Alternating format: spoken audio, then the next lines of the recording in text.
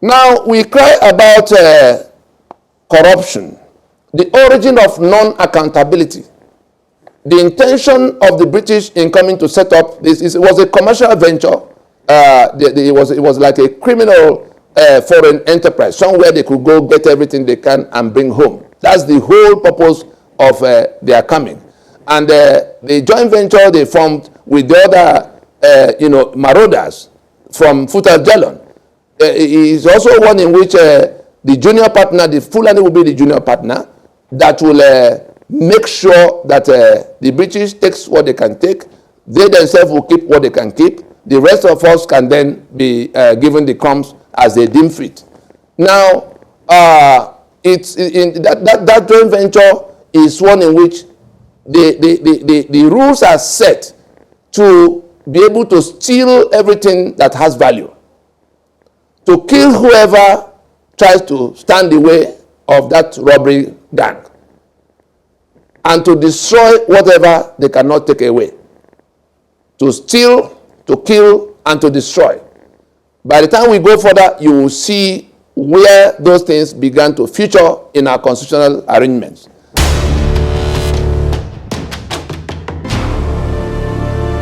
What is it that is our arrangement for which the contents of the treasury is always available in an unlimited manner to those, the heads of the executive branch?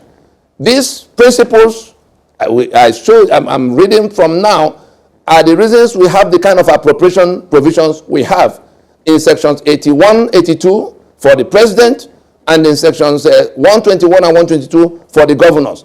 All the contents of the treasury, what you realize from selling 3 million barrels of crude oil every day, what you realize from the ports operations of Lagos, from the VATs collected everywhere in the south, the principles for managing the resources in a manner that makes it unaccountable. That's the custodians of the treasury, the custodians of power in Nigeria are not to be accountable to the populace for the contents of the treasury. Now listen to this.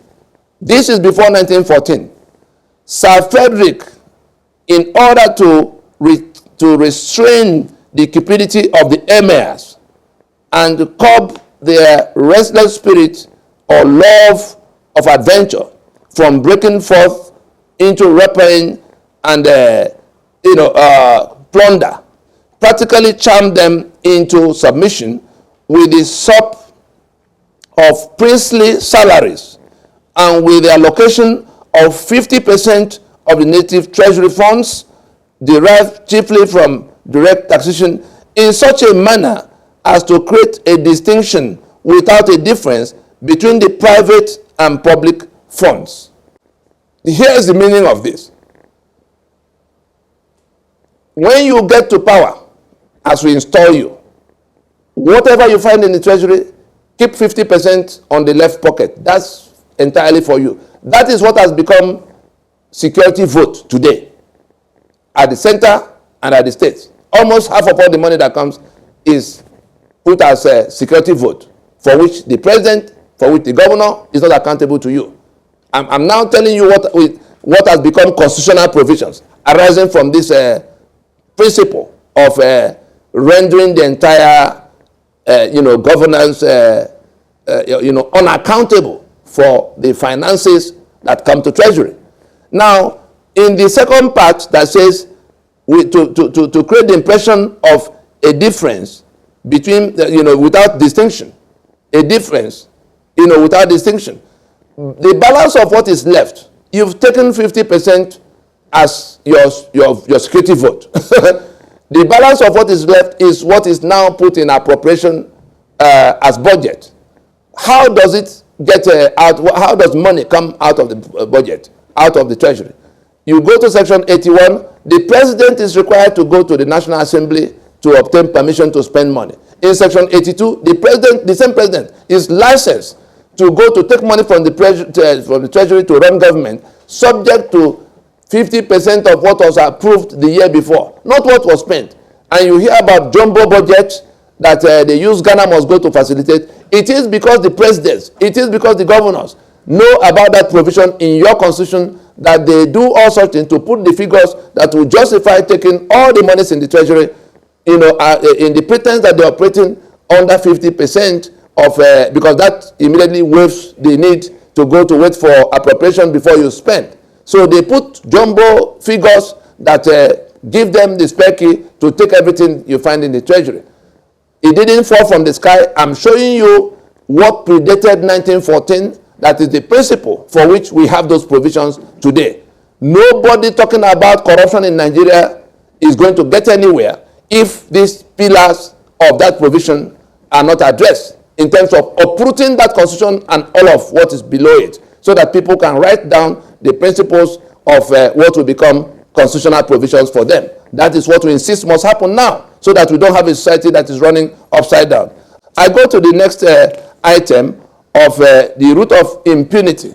The impunity we have going on now is one in which the principle of the crown does not err. That is, you cannot bring, as at the time this colonial venture was happening, you couldn't sue the king of England or queen of England, who was head of everything. They are monarchs. And so they transformed it and transposed it into the governance they were going to plant here. Back in England, it was no longer so. They've been overthrown by parliament that had to, have the final say on what becomes law. But in the colony, it became a matter of I am the law. The government is the law. My will is my law. I'm reading from here. The language of it is a cake, but I can just summarize it to mean that the will of those in government are to be law. It is under these principles here that they subjugated the police system directly to the executive branch. That is, it is the executive branch that controls the police here. Elsewhere, the police is always under the watch of the judicial branch, so that no matter what happens,